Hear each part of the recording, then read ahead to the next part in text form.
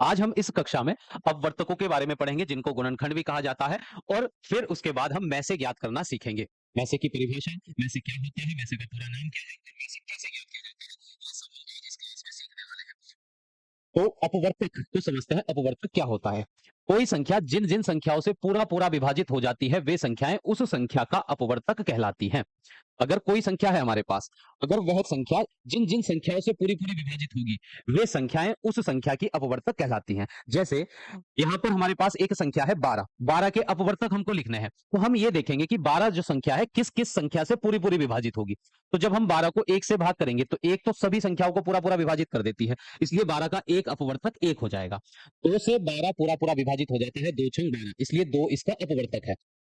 तो जब किसी संख्या के हम अपवर्तक निकालते हैं तो हम उन संख्याओं को देखते हैं जो संख्या उस संख्या को पूरा पूरा विभाजित कर दे। जैसे 12 को पूरा पूरा विभाजित 1 करेगा, 2 भी 12 को पूरा पूरा विभाजित कर देगा, 2 छंग 12, 3 चौक 12 और 4 तिया 12, 6 दूनी 12 और 12 कन 12। तो ये है 12 के अपवर्तक। जो संख्याएं 12 को पूरा पूरा विभाजित कर देती हैं वे संख्याएं 12 की अपवर्तक कहलाएंगी। तो संख्या 12 के अपवर्तक कितने हैं? 3 और 3 ये 6। तो संख्या 12 के कुल 6 अपवर्तक हैं। कुल 6 संख्या ऐसी है जो 12 को पूरा पूरा विभाजित कर सकती हैं। बस ये 6 ही संख्या ऐसी हैं जो 12 को पूरा पूरा विभाजित कर सकती हैं, इसलिए इन 6 संख्याओं को हम 12 का अपवर्तक कहेंगे। अब एक उदाहरण और है 8 के अपवर्तक। अगर हमको 8 के अपवर्तक ज्ञात करने हैं तो उन संख्याओं को ढूंढना होगा जो 8 को पूरा पूरा विभाजित कर देती हैं। 1 से हम 8 को पूरा पूरा विभाजित कर सकते हैं, 1 अट्ठे 8। 2 से हम 8 को पूरा पूरा विभाजित कर देते हैं तो 2 भी इसका अपवर्तक है। 4 से हम 8 को पूरा पूरा विभाजित कर देते हैं, 4 दूनी 8, तो 4 भी इसका अपवर्तक है। और 8 8 से 8 स्वयं भी पूरी पूरी विभाजित होगी, इसलिए ये 8 भी इसका अपवर्तक है। तो 8 के अपवर्तक होते हैं 4। ये केवल 4 ही संख्या ऐसी है जो 8 को पूरा पूरा विभाजित कर सकती है, कर देती हैं, इसलिए ये चारों संख्याएं 8 की अपवर्तक हैं। तो जब भी आपको किसी संख्या के अपवर्तक ज्ञात करने हैं तो आपको उन संख्याओं को ढूंढना होगा जो उस संख्या को पूरा पूरा विभाजित कर दे। जैसे एक उदाहरण और लेते हैं, जैसे हमारे पास संख्या है 16। अब संख्या 16 के हमको अपवर्तक ज्ञात करने हैं। अपवर्तक अपवर्तक को हम गुणनखंड भी कहते हैं। तो संख्या 16 के जो अपवर्तक होंगे वे संख्याएं होंगी जो इस 16 को पूरा पूरा विभाजित कर देंगी। तो एक सभी संख्याओं को पूरा पूरा विभाजित करता है, इसलिए 16 का एक अपवर्तक 1 हो जाएगा। अब 2 से हम देखते हैं, 1 के बाद 2, 2 से 16 पूरा पूरा विभाजित हो जाएगा, 2 अट्ठे 16, तो 2 भी इसका अपवर्तक है। और एक बात समझिएगा, जब हम किसी संख्या से, जैसे हमने 16 को 2 से विभाजित किया तो 2 अट्ठे 16, तो संख्या 16 जो है 2 से पूरी पूरी विभाजित हो गई है, इसका मतलब 2 इस 16 का अपवर्तक है। और जो भागफल में संख्या है ये 8 जो आया है ये भी इस 16 का अपवर्तक होगा, ये भी इस 16 का अपवर्तक होगा, मतलब 8 भी 16 से पूरी पूरी विभाजित होगी। तो 8 भी इसका अपवर्तक है। अब हम 2 के बाद अगर संख्या से देखें 3 से, जैसे हमने देखा था यहाँ 16 का एक अपवर्तक 1 है, मतलब 1 से जब हम 16 को भाग करेंगे तो 16 पूरा पूरा विभाजित होगा। तो देखिए जब हम 1 से 16 को इस प्रकार ही तो विभाजित करेंगे, 1 एकन 1, 0 बच गया, उतार लिया 6, 1 छंग 6, तो 6 में से 6 घटाने पर आया 0। इसका मतलब 16 भी इसका अपवर्तक है और 1 भी इसका अपवर्तक है। तो 1 सबसे पहला अपवर्तक है और 16 होगा सबसे बड़ा वाला अपवर्तक। किसी संख्या के का सबसे छोटा अपवर्तक 1 होता है और सबसे बड़ा अपवर्तक वह संख्या खुद होती है। तो 1 से जब हमने भाग दिया तो भागफल में 16 मिला, इसका मतलब 1 भी अपवर्तक है और 16 भी इसका अपवर्तक है। फिर जब हमने 2 से इसको भाग दिया तो 2 अट्ठे 16, तो 2 भी इसका अपवर्तक है और 8 भी इसका अपवर्तक है। अब 3 से देखते हैं, 3 से 16 पूरा पूरा विभाजित नहीं होता। अब इसको 4 से भाग करेंगे हम, तो 4 चौक होते हैं 16, 4 चौक 16, तो ये 16 4 भी इसका अपवर्तक है और भागफल वाला 4 भी अपवर्तक है, तो 4 को एक ही बार हम लिखेंगे। तो ये संख्या 16 के सभी अपवर्तक हमने ज्ञात कर लिए हैं। 16 केवल इन्हीं 5 संख्याओं से पूरी पूरी विभाजित होती है।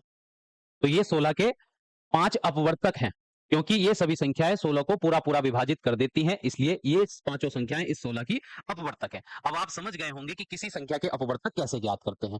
या तो हम मन में ही भाग देकर देख लें कि ये संख्याएं, जैसे 1 से हमने देखा कि 16 1 का वर्तक है या नहीं, तो या तो 1 को आप अपने मन में ही भाग कर लें और देखें 16 1 से विभाजित है या नहीं, या आप इसको अलग से भाग कर देख लें। अगर शेषफल 0 आएगा मतलब 1 इसका वर्तक हो जाएगा। तो 1 से हम 16 को भाग देंगे, अगर शेषफल 0 आ गया इसका मतलब 1 इस 16 का वर्तक है। फिर हम 2 से भाग करेंगे, इसी प्रकार 3 से 4 से 5 से, ऐसे हम भाग देख देख कर भी पता कर सकते हैं कौन कौन संख्याएं 16 की अपवर्तक हैं।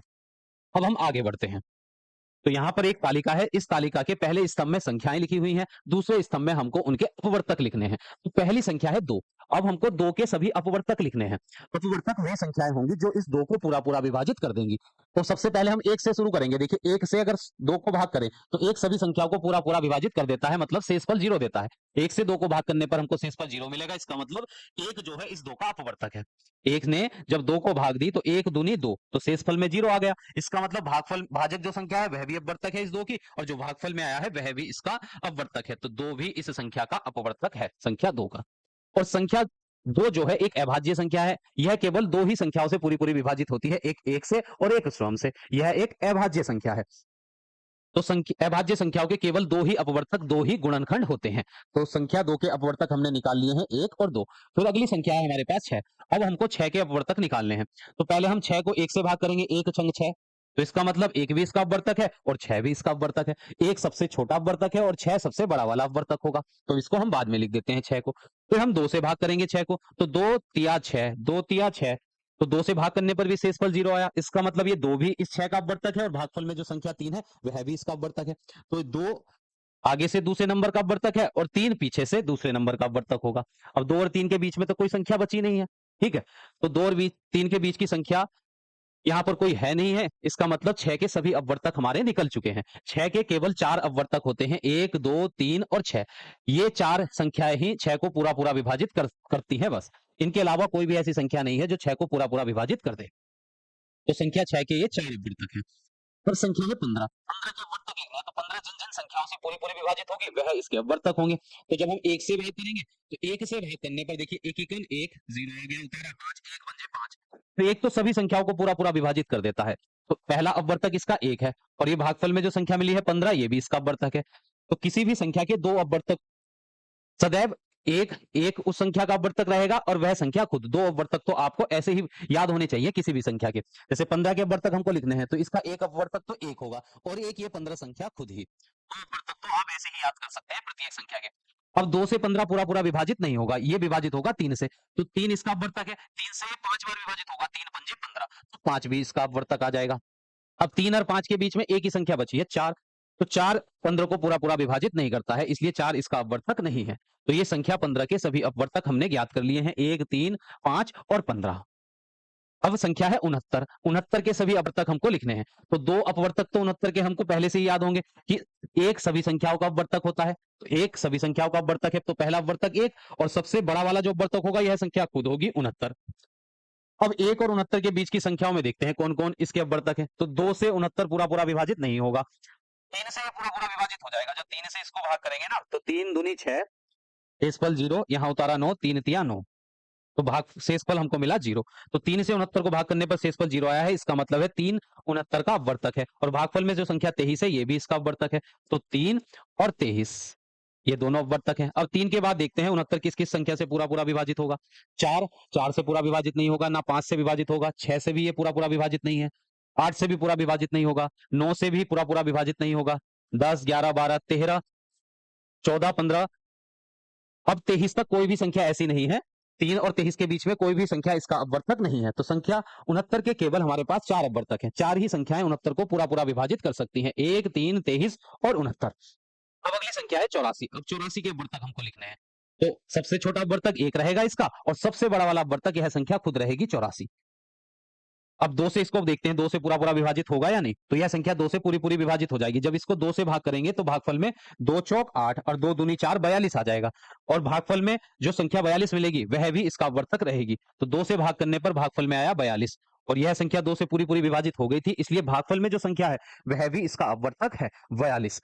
अब 2 और 42 के बीच की संख्या उसमें देखते हैं कौन इसका अपवर्तक है। तो 2 के बाद हम देखेंगे अब 3 से। तो 3 दूनी 6 होते हैं। जब हम 84 को 3 से भाग करेंगे तो 3 दूनी 6 बचेगा 2 उतार लेंगे 4। तो 3 अट्ठे 24, 24 में 24 घटाने पर मिला 0। तो शेषफल 0 आने का मतलब है 3 इस 84 को पूरा-पूरा विभाजित कर देता है। 3 इसका अपवर्तक है और भागफल में जो संख्या 28 है ये भी इसका अपवर्तक है। तो यहाँ 3 लिखेंगे और पीछे से संख्या एक अपवर्तक आ जाएगा 28। अब 4 से भाग करेंगे तो 4 इसको पूरा-पूरा विभाजित कर देगा। 4 दूनी 8 और 4 एकम 4। तो भागफल में जो संख्या मिलेगी 21 ये भी इसका अपवर्तक रहेगी और 4 भी इसका अपवर्तक है। तो 4 और 21। उसके बाद हम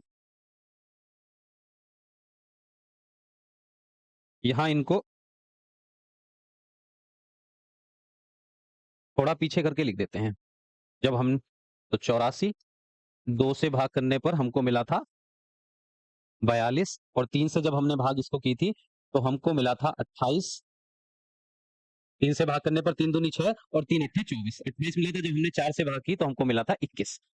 अब 5 से ये संख्या पूरी-पूरी विभाजित नहीं होगी। ये संख्या 6 से पूरी-पूरी विभाजित हो जाएगी। जब इसको 6 से भाग करेंगे ना हम, तो हमको मिलेगा 6, 6 एकन 6, 8 में से 6 घटाने पर 2, अगली संख्या उतार ली 4। तो 6 चौक 24, 24 में से 24 घटाने पर 0। तो 6 भी इसका अपवर्तक है और भागफल वाली संख्या 14 भी इसका अपवर्तक है। 6 से भाग करने पर हमको मिला 14। अब हम 7 से भाग करते हैं, तो 7 से यह पूरा-पूरा विभाजित हो जाएगी। 7 से भाग करने पर देखिए 7 एकन 7 और 1 बचा 7 दूनी 14, तो 12 आ जाएगा भागफल में। तो 7 भी इसका अपवर्तक है और 12 भी इसका अपवर्तक है।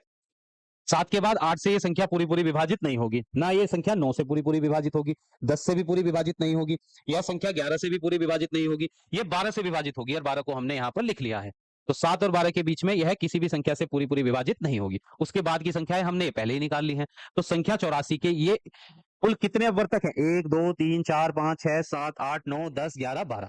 12 अपवर्तक है। केवल ये 12 संख्याएँ ही इस 84 को पूरा-पूरा विभाजित कर सकती हैं। इनके अलावा कोई भी ऐसी संख्या नहीं है जो 12 को 84 को पूरा-पूरा विभाजित कर दे। तो ये सभी संख्याएँ इस 84 को पूरा-पूरा विभाजित कर देती हैं, इसलिए ये सभी संख्याएँ इस 84 के अपवर्तक हैं। तो इस सारणी में हमने इस तालिका में हमने संख्याएँ दी गई थी जिनके अपवर्तक हमको ज्ञात करने थे। तो हमने ये इन संख्याओं के अपवर्तक ज्ञात कर लिए हैं। अब इस तालिका की मदद से हम अपवर्तकों के गुण समझेंगे। अपवर्तकों के कुछ गुण होते हैं। देखिए, पहला गुण क्या है? पहला गुण है कि प्रत्येक संख्या स्वयं की अपवर्तक होती है।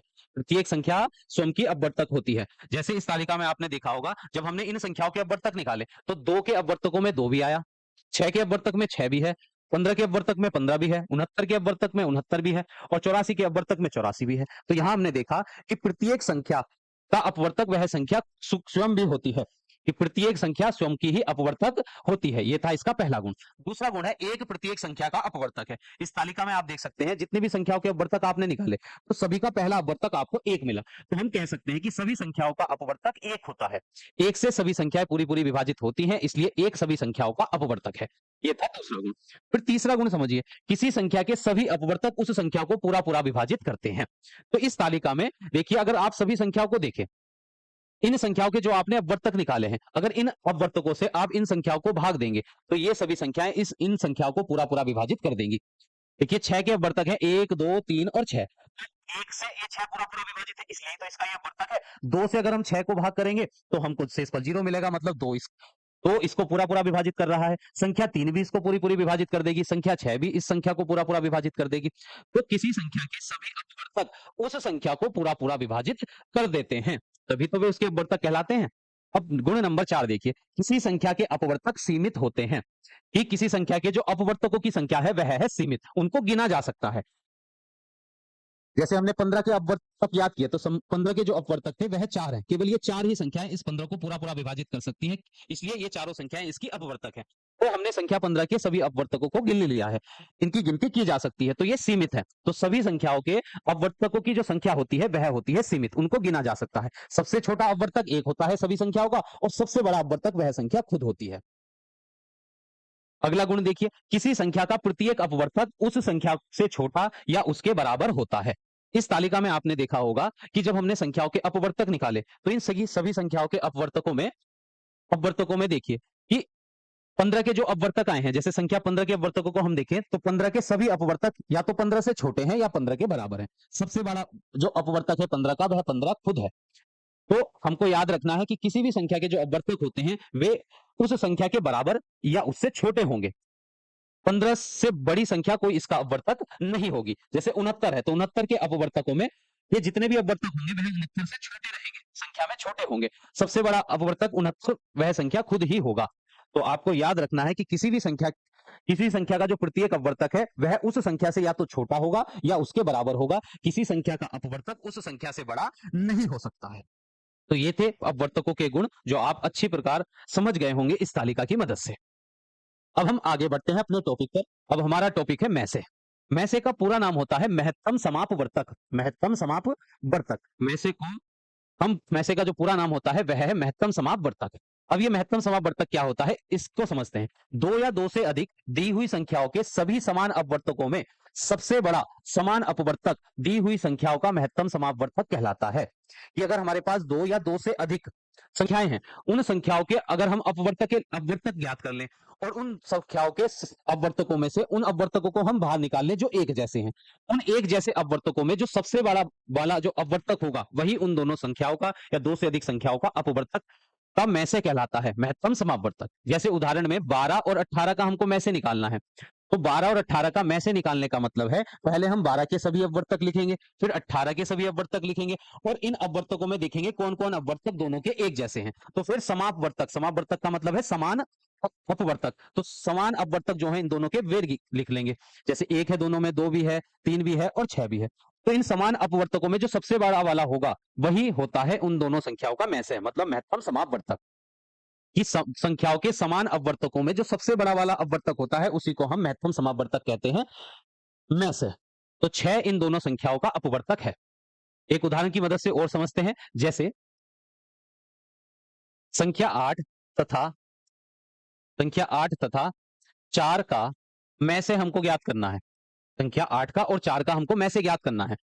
तो में से ज्ञात करने का मतलब है संख्या 8 और 4 के समान अपवर्तकों में जो सबसे बड़ा अपवर्तक होगा वही इन दोनों संख्याओं का में से कहलाएगा। तो पहले हम 8 के अपवर्तक लिख लेते हैं। 8 के अपवर्तक, 8 के अपवर्तक, तो 8 के अपवर्तक होंगे एक से यह संख्या पूरी विभाजित होगी 8 बार, तो 8 भी इसका अपवर्तक है। फिर यह संख्या 2 से पूरी विभाजित होगी 4 बार, तो 4 भी इसका अपवर्तक है। तो 1, 2, 4 और 8, ये चार संख्याएं 8 के अपवर्तक हैं। अब हम 4 के सभी अपवर्तक निकालते हैं।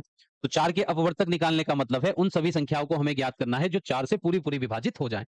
तो 1 4 को पूरा विभाजित कर देगी, फिर 2 भी 4 को पूरा विभाजित कर देगी और संख्या 4 4 को पूरा विभाजित कर देगी। तो इसलिए संख्या 4 के केवल ये 3 अपवर्तक हैं। अब इन दोनों के समापवर्तक हम ज्ञात करते हैं। समापवर्तक का मतलब होता है जो इन दोनों संख्याओं के अपवर्तकों में एक जैसे हैं। तो दोनों में 1 है, 2 भी है और 4 भी है। अब हम में से ज्ञात करेंगे। तो में से ज्ञात करने का मतलब है इन समान अपवर्तकों में जो सबसे बड़ा वाला जो अपवर्तक आया है वही इन दोनों संख्याओं का में से है। मतलब 4 वह सबसे बड़ी संख्या है जो इन दोनों संख्याओं को पूरा विभाजित कर देगी। और जैसे यहाँ 12 और 18 का हमने में से ज्ञात किया, तो में से ज्ञात करने का मतलब है वह बड़ी संख्या, वह सबसे बड़ी संख्या जो इन दोनों संख्याओं को पूरा विभाजित कर देगी वही इनका में से रहेगी। तो 6 जो है 12 और 8 को पूरा विभाजित करने वाली सबसे बड़ी संख्या है। अब हम आगे बढ़ते हैं। तो में से ज्ञात करने की विधि, तो में से ज्ञात करने की हमारे पास दो विधि है, एक अभाज्य गुणनखंड विधि द्वारा और एक है सभी अपवर्तक ज्ञात करके में से ज्ञात करना। तो एक अभाज्य गुणनखंड विधि द्वारा में से ज्ञात करते हैं और हम एक दूसरी विधि है, ये जो हमने समझा है इसमें हमने संख्याओं के सभी अपवर्तक ज्ञात किए और फिर में से निकाला है। तो ये थी हमारी दूसरी वाली विधि, सभी अपवर्तक ज्ञात करके में से ज्ञात करना। और एक विधि होती है अभाज्य गुणनखंड विधि द्वारा। तो जब भी हम बड़ी से बड़ी या छोटी से छोटी संख्या का में से ज्ञात करेंगे तो हम इसी विधि का प्रयोग करेंगे, अभाज्य गुणनखंड विधि, ये वाली जो विधि, इसी विधि से हम संख्याओं के में से ज्ञात किया करेंगे। तो एक उदाहरण की मदद से हम दोनों विधियों को समझ लेते हैं। जैसे हम लिखते हैं, पहला सवाल है, उदाहरण ले लेते हैं हम 6 तथा 14 का में से। तो 6 का और 14 का हमको में से ज्ञात करना है।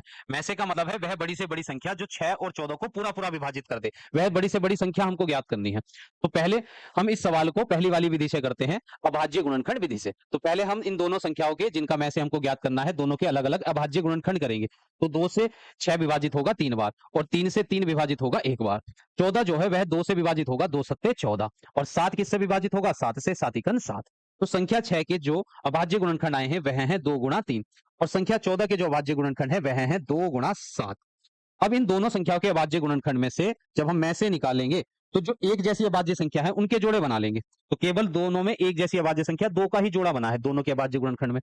तो जो एक जैसी संख्याओं के जोड़े बनते हैं, तो जब हम में से निकालते हैं उन जोड़ों में से एकक संख्या हम में से में लिख लेते हैं, फिर उनकी गुणा कर देते हैं। केवल 2 का ही जोड़ा बना है, उसके अलावा और किसी संख्या का जोड़ा नहीं बना है। तो जोड़े में से केवल एक संख्या लिखेंगे। तो यहाँ पर और कोई जोड़ा नहीं है, इसलिए 2, इस जोड़े में से हमने 2 लिया और 2 ही इन दोनों संख्याओं का में से हो जाएगा कि 2 वह सबसे बड़ी संख्या है जो 6 को और 14 को पूरा विभाजित कर देगी। और कोई जोड़ा यहाँ पर नहीं बना है। अगर और कोई जोड़ा बनता तो उस जोड़े में से एक संख्या लेते और इस 2 से उसकी गुणा कर देते। अब ये तो थी हमारी पहली विधि, प्रथम विधि। इस प्रकार अभाज्य गुणनखंड ज्ञात करके हम में से ज्ञात कर सकते हैं। और जो हमारी द्वितीय विधि है, द्वितीय विधि, तो दूसरी विधि में हम पहले संख्याओं के सभी अपवर्तक ज्ञात करेंगे। जैसे 6 और 14 का में से निकालना है, तो पहले हम 6 के अपवर्तक लिखेंगे, 6 के अपवर्तक। तो यहाँ 6 का जो अपवर्तक है, 6 किन-किन संख्याओं से पूरा-पूरा विभाजित होगा? 1 से पूरा विभाजित हो जाएगा, 2 से, 3 से और 6 से। फिर हम 14 के अपवर्तक लिखेंगे, 14 के अपवर्तक। तो 14 किन-किन संख्याओं से पूरा-पूरा विभाजित होगा? 1 से विभाजित होगा, 2 से, 7 से और 14 से। तो ये 7 के अपवर्तक आ गए। अब इन दोनों में हम समापवर्तक ज्ञात करेंगे। समापवर्तक, समापवर्तक का मतलब है जो दोनों में समान है। अपवर्तकों में जो अपवर्तक समान है उनको लिख लेते हैं। तो दोनों में 1 है और 2 भी है। अब जो समापवर्तक आए हैं, इनमें जो सबसे बड़ा वाला अपवर्तक है वही कहलाएगा में से। तो सबसे बड़ा वाला अपवर्तक यहाँ पर 2 है और 2 हो जाएगा इन दोनों संख्याओं का में से। तो ये में से ज्ञात करने की 2 तरीके हैं। पहला तरीका अभाज्य गुणनखंड विधि द्वारा, दूसरा है सभी अपवर्तकों को ज्ञात करके। तो ये दूसरी वाली जो विधि है, ये छोटी संख्याओं का में से ज्ञात करने के लिए ठीक है, पर बड़ी संख्याओं, बड़ी-बड़ी संख्याओं का में से अगर हमको ज्ञात करना है, तो वहां पर हम इस अभाज्य गुणनखंड विधि का ही प्रयोग करेंगे। तो आगे हम जितने भी में से ज्ञात करने वाले सवाल करेंगे, उनको सभी को अभाज्य गुणनखंड विधि द्वारा ही हम में से ज्ञात करेंगे उन सभी संख्याओं का। तो ये दोनों विधि मैंने आपको समझा दी है। अब जितने भी सवाल हम में से ज्ञात करने वाले करेंगे, वो पहली विधि से करेंगे, अभाज्य गुणनखंड विधि द्वारा। तो सवाल देखिए, प्रश्न संख्या 1 है, निम्नलिखित संख्याओं को के में से ज्ञात कीजिए। निम्नलिखित संख्याओं के में से ज्ञात कीजिए। तो पहला सवाल है 45 और 60 का हमको में से यहाँ पर ज्ञात करना है। तो पहले हम 45 के अभाज्य गुणनखंड करेंगे, फिर 60 के अभाज्य गुणनखंड करेंगे। तो अभाज्य गुणनखंड करते समय हम केवल अभाज्य संख्याओं से ही भाग करते हैं। तो सबसे छोटी अभाज्य संख्या 2 है, 2 से 45 पूरा-पूरा विभाजित होगा नहीं, तो हम इसको 3 से भाग करेंगे। 3 से जब 45 को भाग करेंगे तो 3 एकन 3, 4 में से 3 घटाने पर 1, उतार लिया 5 और 3 पंजे हो जाएगा 15। 15 में से 15 घटाने पर आ गया 0। मतलब शेष पर 0 आने का मतलब है 45 3 से पूरा-पूरा विभाजित हो गया है और भागफल में आया है 15। तो 3 को तो हम लिखेंगे जिससे हम भाग देते हैं उसको सामने लिखते हैं और जो भागफल आता है उसको हम लिख देते हैं नीचे। तो ये आ गया 15। अब 15 3 से विभाजित होगा 5 बार, 3 पंजे 15 और 5 5 से ही विभाजित होगा, 5 एकन 5, क्योंकि 5 एक अभाज्य संख्या है। तो ये 45 के अभाज्य गुणनखंड आ गए। अब हम 60 के निकालते हैं। तो 2 तिया 6 और 0 ऐसी। 2 से भाग करने का मतलब होता है भागफल में उस संख्या की आधी संख्या आ जाएगी। तो 60 का आधा 30 और फिर से 2 से विभाजित हो जाएगा 30, तो 30 का आधा हो जाएगा 15। अब 15 2 से तो पूरा-पूरा विभाजित होगा नहीं, 3 से भाग करेंगे। 3 पंजे 15 और 5 एकन 5। अब दोनों संख्याओं के अभाज्य गुणनखंड को लिख लेंगे। 45 के अभाज्य गुणनखंड है 3 गुणा 3 गुणा 5 और 60 के अभाज्य गुणनखंड है 2 गुणा 2 गुणा 3 गुणा 5। अब जब हम में से ज्ञात करेंगे इनका में से, तो एक जैसी अभाज्य संख्याओं के जोड़े बनाएंगे। तो एक जैसी अभाज्य संख्या का जोड़ा, देखिए 2 का जोड़ा दोनों संख्याओं में, दूसरी संख्या में 2 है पर पहली में नहीं है, तो यहाँ केवल एक 3 का जोड़ा बन जाएगा और एक 5 का जोड़ा बनेगा। तो इन जोड़े एक प्रत्येक जोड़े में से हम एक-एक संख्या लिखेंगे। तो 3 के जोड़े में से 3 आ गया, 5 के जोड़े में से एक 5 आ गया और 3 पंजे हो जाएंगे 15। तो इन दोनों संख्याओं का जो में से है वह 15 है। मतलब 15 वह सबसे बड़ी संख्या है जो इन दोनों संख्याओं को पूरा-पूरा विभाजित कर देगी। अब हम चलते हैं अगले सवाल पर। सवाल नंबर 2 देखिए, 36 तथा 54 दोनों संख्याओं का हमको में से ज्ञात करना है। तो में से ज्ञात करने के लिए हम पहले दोनों संख्याओं के अभाज्य गुणनखंड करेंगे, 36 के भी और 45 के भी। तो 36 2 से पूरा-पूरा विभाजित हो जाएगा और भागफल में इसके आधी संख्या हमको मिलेगी, तो 36 का आधा होगा 18। फिर 18 2 से विभाजित हो जाएगा, 2 नम 18 और 9 3 से विभाजित होगा, 3 तिया 9 और 3 3 से विभाजित होगा, 3 एकन 3। अब 45 के अभाज्य गुणनखंड करते हैं। 45 2 से पूरा-पूरा विभाजित नहीं होता, ये 3 से विभाजित होता है। तो 3 एकन 3, 1 बचेगा, 15 हो गया, 3 पंजे 15। अब 15 3 से पूरा-पूरा विभाजित होगा 5 बार, 3 पंजे 15 और 5 5 को विभाजित कर देगा 1 बार। तो अब 36 के जो अभाज्य गुणनखंड हमको मिले हैं वह हैं, उनमें 2 गुणा 2 गुणा 3 गुणा 3। तो संख्या 36 के सभी अभाज्य गुणनखंड हमने लिख लिए। अब 45 के सभी अभाज्य गुणनखंड लिखेंगे, 3 गुणा 3 गुणा 5। अब दोनों संख्याओं के जो अभाज्य गुणनखंड हमने यहाँ पर ज्ञात किए हैं, उनका में से ज्ञात करेंगे। तो में से ज्ञात करने के लिए दोनों संख्याओं के अभाज्य गुणनखंड में एक जैसी संख्याओं के जोड़े बनाएंगे। तो केवल एक 3 का यहाँ पर जोड़ा बना है और किसी संख्या का जोड़ा यहाँ पर नहीं बना है दोनों संख्याओं के अभाज्य गुणनखंड में। तो इस जोड़े में से केवल एक संख्या हमको लिखनी होगी 3 और 3 हो जाएगा इन दोनों संख्याओं का में से, कि में से वह सबसे बड़ी संख्या है, 3 वह सबसे बड़ी संख्या है जो इन 36 को और 54 को पूरा-पूरा विभाजित कर सकती है। तो ये सवाल पूरा हो गया है। अब अगला सवाल देखिए, सवाल नंबर 3, 48 तथा 60 के अभाज्य गुणनखंड हमको ज्ञात करने हैं। 48 के और 60 के। तो पहले हम 48 के अभाज्य गुणनखंड करेंगे, फिर 60 के अभाज्य गुणनखंड करेंगे। 48 को 2 से भाग करते हैं, तो 2 से पूरा-पूरा विभाजित हो जाएगा, 2 दूनी 4, 2 चौक 8। फिर 24 भी 2 से पूरा-पूरा विभाजित होगा, 2 एकन 2, 2 दूनी 4। फिर 2 छंग 12 और 6 2 से विभाजित होगा 2 तिया 6 और 3 3 से विभाजित हो जाएगा एक बार। अब 60 के भाज्य गुणनखंड लिखेंगे तो 60 2 से पूरा पूरा विभाजित हो जाएगा 30 बार। 2 तिया 6 और 0 का 0। फिर 30 2 से पूरा पूरा विभाजित होगा 15 बार। 15 3 से विभाजित हो जाएगा 3 पंजे 15 और फिर 5 इकन 5। तो संख्या 48 के जो भाज्य गुणनखंड है उनमें 2 है 4 बार, 2 है 4 बार और 3 एक बार है। और संख्या 60 के जो भाज्य गुणनखंड है उनमें 2 2 बार है, 3 एक बार है और 5 एक बार है। अब हम में से ज्ञात करेंगे। तो में से ज्ञात करते समय अब दोनों संख्याओं के अभाज्य गुणनखंडों में एक जैसी अभाज्य संख्याओं के जोड़े बनाएंगे। तो एक 2 का जोड़ा बन गया, ये दूसरे 2 का जोड़ा, फिर एक 3 का जोड़ा यहां पर बन जाएगा। तो 2 के जोड़े में से 2 आया, दूसरे जोड़े में से फिर 2 आया और तीसरे जोड़े में से एक 3 आ जाएगा। अब इनकी गुणा कर देंगे, 2 दूनी 4 और 4 तिया 12। 12 इन दोनों संख्याओं का में से है, मतलब वह बड़ी से बड़ी संख्या है जो इन दोनों संख्याओं को पूरा पूरा विभाजित कर सकती है।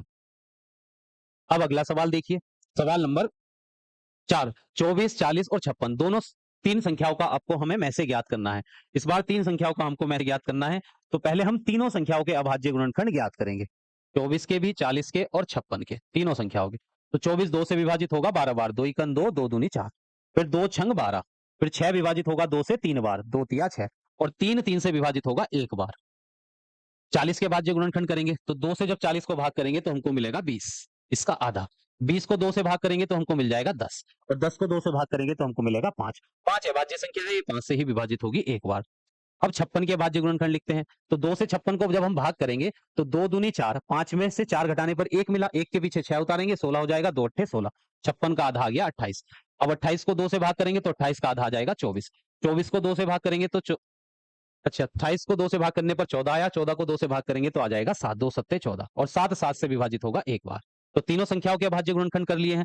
अब इनको लिख लेते हैं। तो 24 के अभाज्य गुणनखंड में 2 3 बार है और एक बार है 3। 40 के अभाज्य गुणनखंड में 2 3 बार है और एक बार है 5। 56 के अभाज्य गुणनखंड करते हैं, इसमें 2 3 बार आया है और एक बार आया है 7। और जब हम में से ज्ञात करेंगे तो तीनों संख्याओं के अभाज्य गुणनखंड में हम त्रिक बनाएंगे। इस बार तीन तीन संख्या देखेंगे, तीनों संख्याओं के अभाज्य गुणनखंड में एक जैसी तीन संख्याओं का एक त्रिक बनाएंगे। तो 2 का बन गया, इस 2 का बन गया और तीसरे 2 का भी बन गया त्रिक। तो ये तीन तीन संख्याओं का हमने त्रिक बनाया और प्रत्येक त्रिक में से एक एक संख्या हम लेंगे। तो पहले वाले त्रिक में से एक 2 आ गया, दूसरे त्रिक में से भी 2 आया, तीसरे त्रिक में से भी यहां पर हमको मिला 2। अब इनकी गुणा कर देंगे, 2 दूनी 4 दूनी 8। तो 8 वह बड़ी से बड़ी संख्या है जो इन तीनों संख्याओं को पूरा पूरा विभाजित करती है, इसलिए 8 तीनों संख्याओं का में से है। अब अगला सवाल देखिए, सवाल नंबर 5, संख्या है 36 48 72, इनका हमको में से ज्ञात करना है। तो पहले हम 36 48 और 72 तीनों के भाज्य गुणनखंड करेंगे। तो 2 से 36 विभाजित होगा 18 बार, इसका आधा गया। 18 2 को 2 से भाग करेंगे तो 2 9 18, 9 को 3 से भाग करेंगे 3 तिया 9 और 3 एकन 3। 48 के भाज्य गुणनखंड जब 2 से करेंगे तो 2 दूनी 4, 2 चौक 8, फिर 2 से 2 एकन 2, 2 दूनी 4, फिर 2 से 2 छंग 12, फिर 2 से भाग करेंगे 2 तिया 6 और 3 3 से विभाजित होगा 3 एकन 3। अब 72 के भाज्य गुणनखंड करते हैं। 2 से जब हम 72 को भाग करेंगे तो भागफल में इसकी आधी संख्या हमको मिलेगी। तो 72 का आधा होता है 36, 2 तिया 6, 1 बचा 12 हो गया, 2 छंग 12। फिर 36 को भाग करेंगे 2 से तो हमको मिलेगा 18, 18 को 2 से भाग करेंगे तो मिलेगा 9 और 3 को जब 9 3 तिया होते हैं 9 और 3 एकन 3। तो सभी संख्याओं के हमने अभाज्य गुणनखंड ज्ञात किए। अब इनको लिख लेते हैं। 36 के अभाज्य गुणनखंड में 2 2 बार है और 3 3 3 2 बार है। 48 के अभाज्य गुणनखंड में 2 है 4 बार, 2 है 4 बार और एक बार है 3। 72 के अभाज्य गुणनखंड में 2 तो है 3 बार और 3 है 2 बार। अब तीनों संख्याओं के अभाज्य गुणनखंड में से ज्ञात करने के लिए हम त्रिक बनाएंगे, एक जैसी संख्याओं का त्रिक बनाएंगे। तो एक तो 2 का त्रिक बन जाएगा, इस दूसरे 2 का भी त्रिक बन गया, फिर 2 का और कोई त्रिक नहीं बनेगा।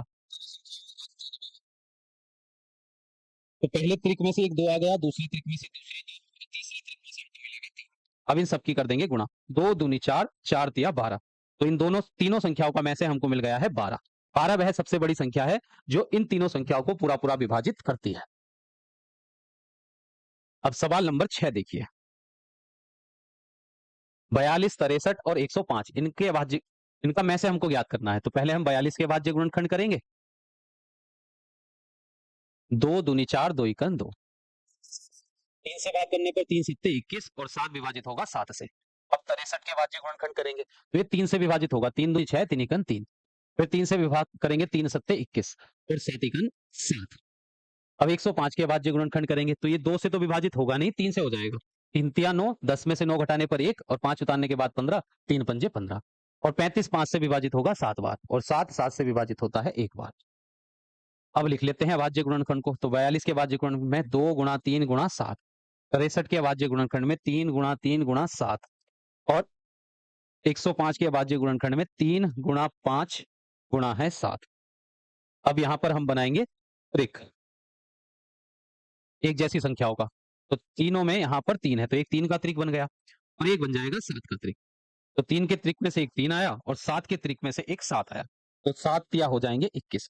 21 इन तीनों संख्याओं का मैसे है, अर्थात वह सबसे बड़ी संख्या है जो इन तीनों संख्याओं को पूरा-पूरा विभाजित कर सकती है। तो मैसे निकालने का मतलब है, दी गई संख्याओं का मैसे निकालने का मतलब है वह बड़ी से बड़ी संख्या हमको ज्ञात करना जो उन दी गई संख्याओं को पूरा-पूरा विभाजित कर देती है।